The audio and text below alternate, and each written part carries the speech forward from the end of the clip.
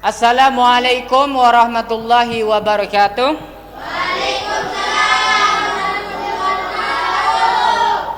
Bagaimana kabarnya anak-anakku sekalian? Terima kasih. Selanjutnya silakan dibaca doanya bersama-sama dengan dipandu ketua kelas. Kemudian dilanjut dengan pembacaan Asmaul Husna bersama-sama. Silakan dimulai.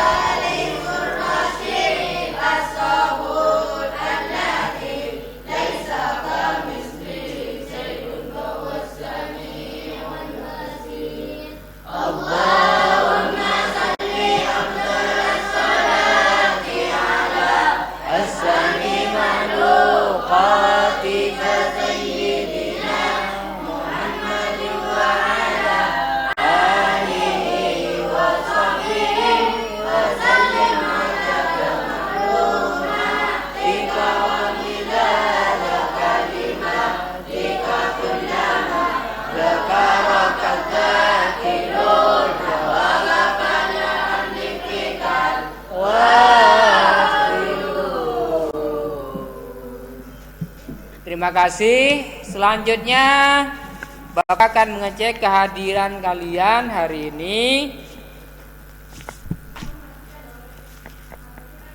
Faisal Rahman, Fahrul Razi, sakit. Ada suratnya? Ada. Oke, terima kasih. Kemudian Alfan Rahmatillah, hadir. Ahmad Hafifi, sakit.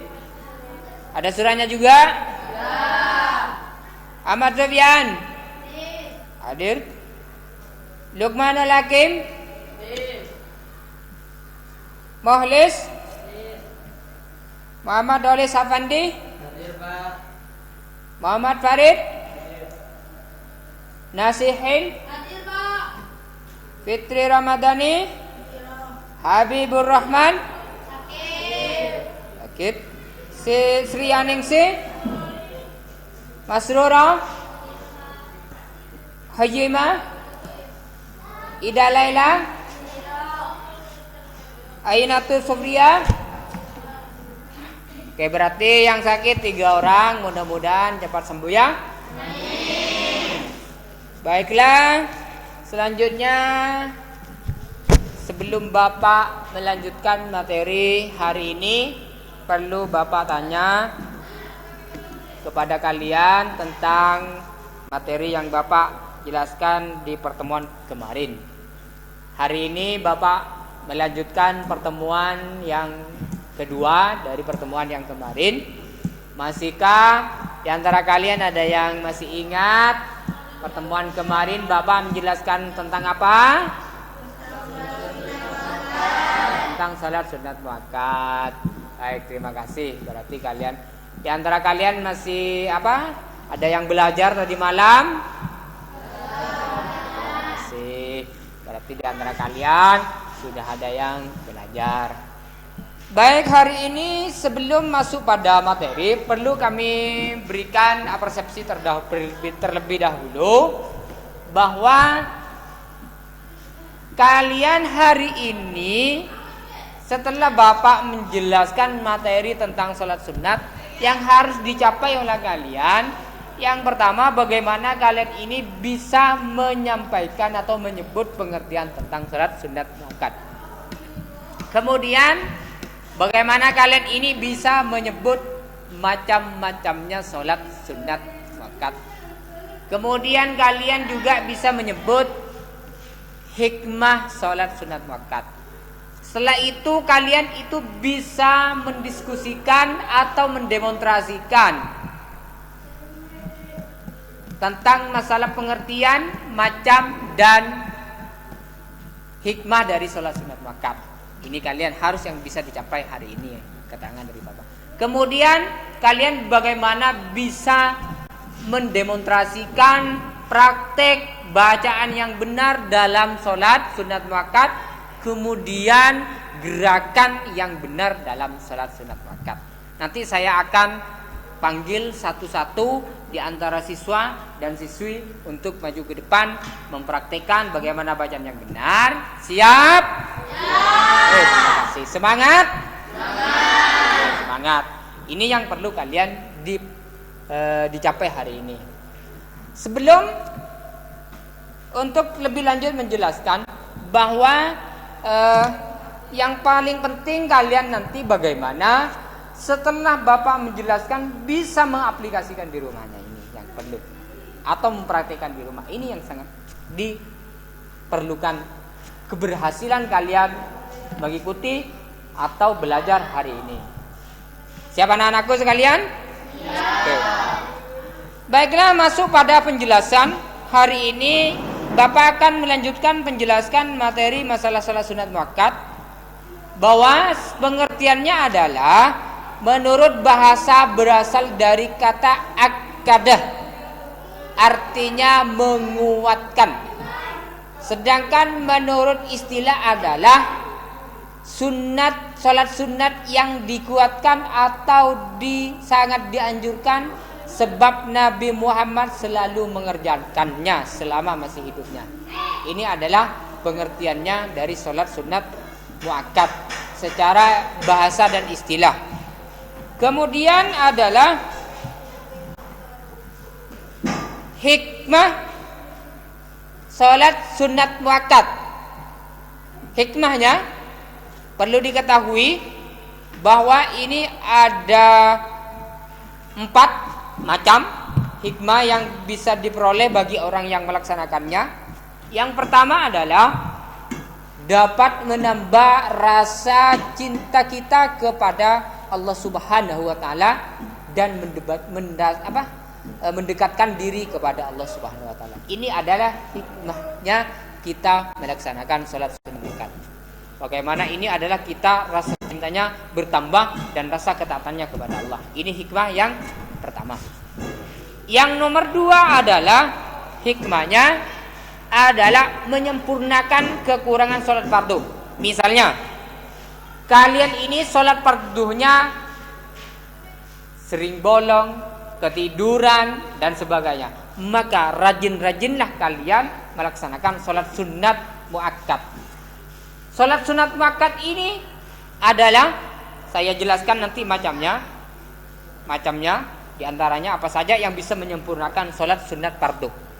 Makanya Bapak hari ini menganjurkan kepada kalian untuk istiqomah melaksanakan salat sunat muakkad, karena ini bisa menyempurnakan dari salat fardu yang 5 waktu. Bisa dipahami anak-anakku? Ya, iman-iman kan? Karena ini adalah sebagai tambahan. Ibarat ceritanya ketika kita berdagang, ini kan maunya kita berhasil kan? Dari modal yang ada kan? Modalnya kita misalnya 50 juta. Tentunya kita kan mau hasil. Sama modalnya kita ini untuk masuk surga adalah kita sholat yang 5 waktu.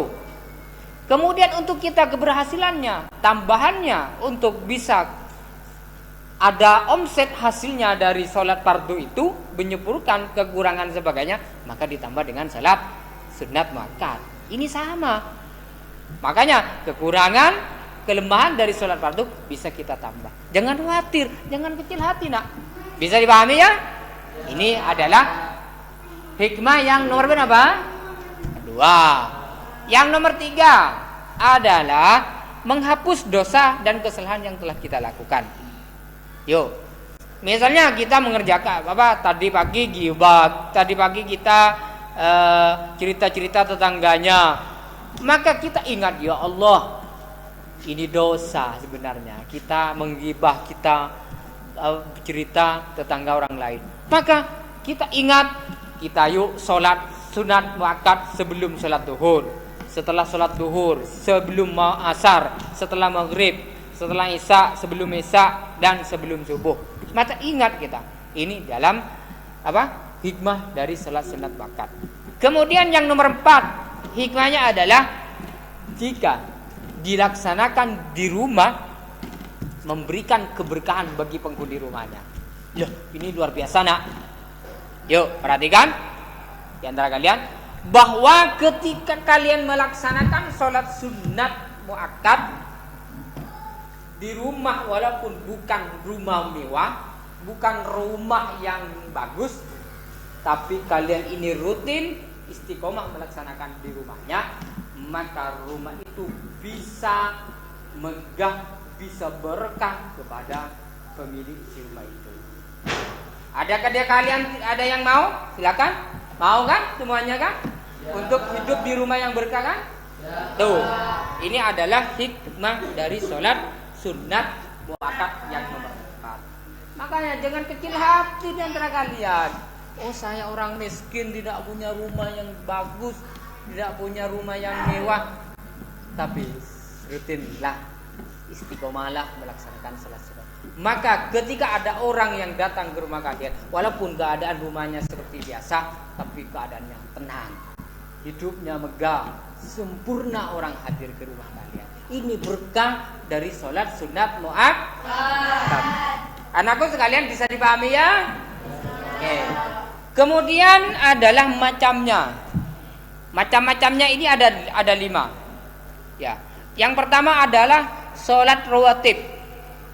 Sholat rawatib ini adalah sholat sunat yang dikerjakan sebelum dan sesudah sholat fardu.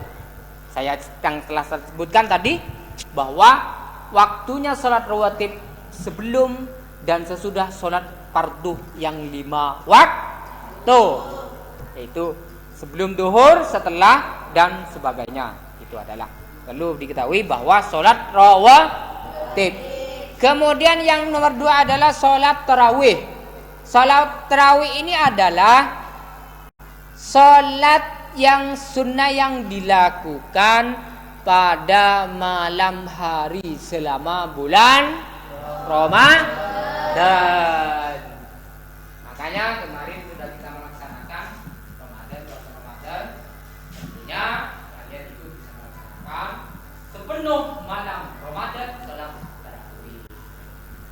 Kemudian yang nomor 3 adalah sholat sunat witir. Waktunya setelah sholat isya sampai terbit fajar, atau dilaksanakan pada waktu setelah sholat tarawih di bulan Ramadan adalah sholat sunat witir. Yang selanjutnya adalah sholat tahajud. Kapan waktunya sholat tahajud? Yaitu nisful lail, artinya pertengahan malam atau setelah bangun tidur malam. Itu adalah waktunya sholat tahajud. Yang terakhir adalah sholat idain, artinya sholat lebaran Idul Fitri dan Idul Adha. Kapan waktunya? Kalau Idul Fitri sejak dari terbit matahari tanggal 1 Syawal. Ini sudah waktunya melaksanakan sholat Idul Fitri. Waktunya tanggal 1 Syawal. Kalau Idul Adha waktunya adalah tanggal 10 ketika sudah terbit fajar bulan Dzulhijjah. Ini adalah waktunya sholat Idul Adha. Bisa dipahami anakku sekalian? Bisa. Oke, terima kasih. Kalau memang sudah dipahami, Bapak akan selanjutnya akan tanya jawab penjelasan yang Bapak tadi jelaskan kepada. Siap di antara anak-anakku sekalian untuk? Oke. Baik, terima kasih kamu. Oke, saya coba minta bagian putri. Siap? Siapa yang bisa menyebutkan pengertian sholat sunat makan?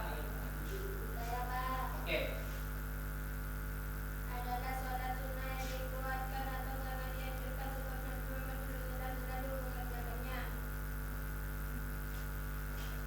Oke, adalah Nabi Muhammad selalu mengerjakannya. Selanjutnya saya akan uji coba pertanyaannya yang kedua di antara kalian untuk menyebut macam-macamnya. Adakah di antara kalian yang bisa menyebut macamnya tadi yang di Bapak jelaskan? Apa yang pertama macamnya? Oke, silakan. Sholat sunnah rawatib. Sholat sunat rawatib. Ada yang bisa menyebutkan sholat sunat rawatib itu apa yang Bapak jelaskan tadi waktunya? Sebelum ya? Sebelum fardu Dan yang kelima. setelah sholat fardu atau sebelum sholat fardu yang kelima. Oke, terima kasih.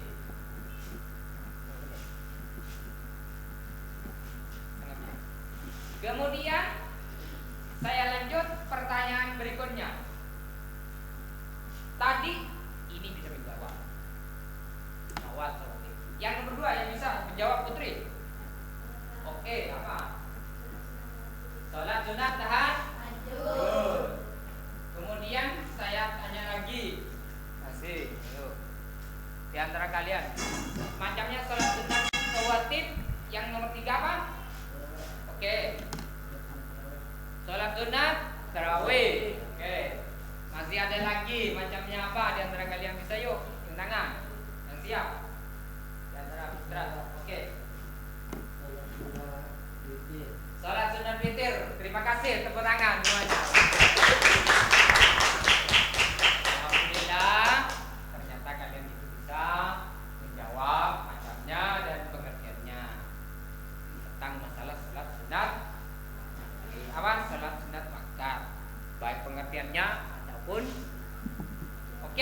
terakhir saya tanya dalil yang berkaitan dengan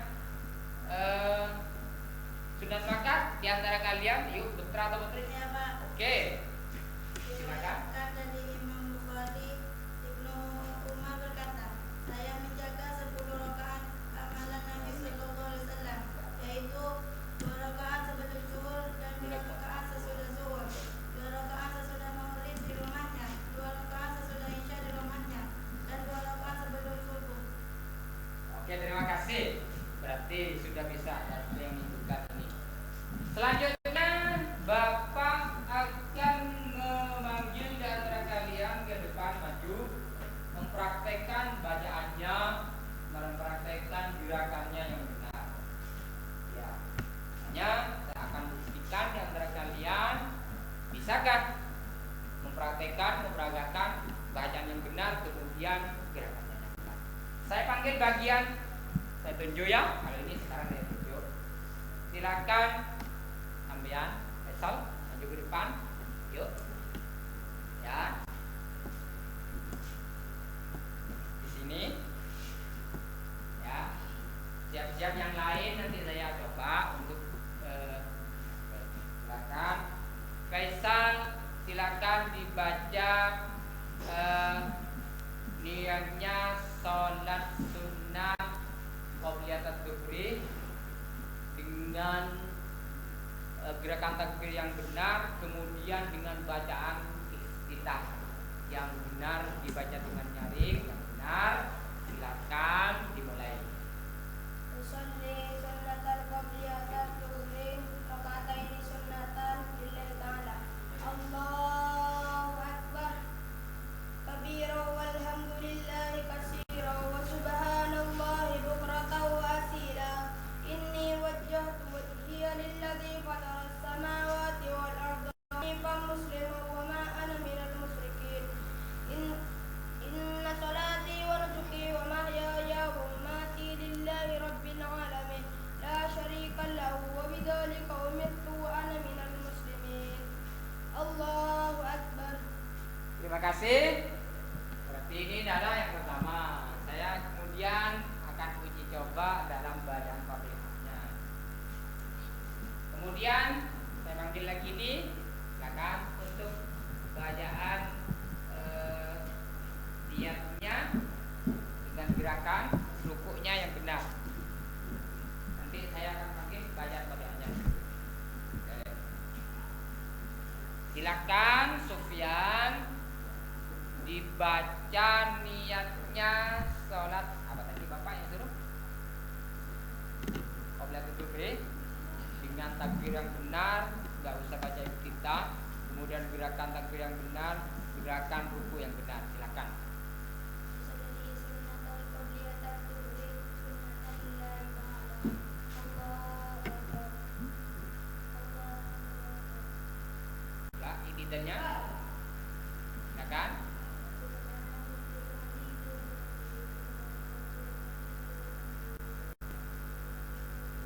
Terima kasih. Selanjutnya saya panggil ke depan untuk maju sampean. Ya. Prakteknya.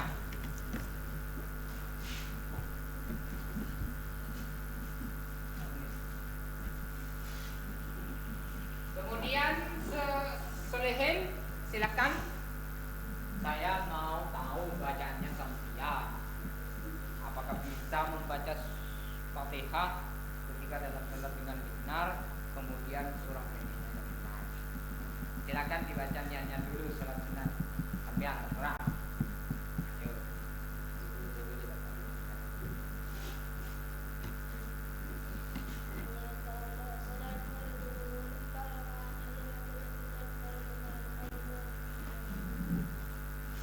Silakan takbirnya benar. Saya mau tahu bacaannya Fatihahnya yang benar. Bismillahirrahmanirrahim. Alhamdulillahi rabbil alamin.